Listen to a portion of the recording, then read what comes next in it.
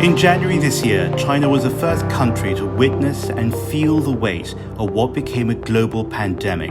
More than 100 million people in one country were placed under quarantine and nearly 800 million under travel restrictions. Economic activity grounded to a halt, and China's real GDP for Q1 2020 contracted 6.8% year-on-year to just 20 trillion RMB.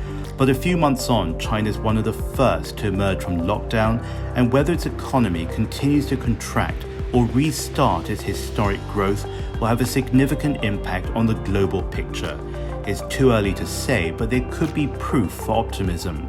Professor Lawrence Lau is an economist affiliated with Stanford University and the Chinese University of Hong Kong. He's anticipating a rapid turnaround.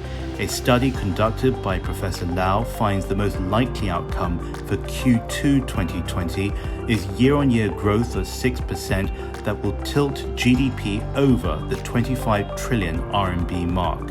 This indicates quarterly growth of 26.5% and projects Q3 GDP of almost 27 trillion RMB and Q4 of nearly 30 trillion RMB. For the year as a whole, Professor Lau estimates that China's GDP could surpass the 100 trillion RMB mark with growth of 3.4% year-on-year. A healthy economy will be a priority for all countries recovering from the pandemic. China is beginning to blend that into policy, and additional economic stimulus could give a boost of around 25%, and if so, this would lead to real GDP of over 100 trillion RMB in 2020, an increase of 4.65% from 2019.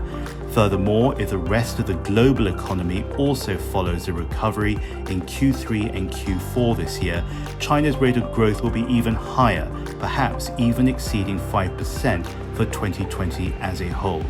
Of course, it still remains to be seen how fast it can recover.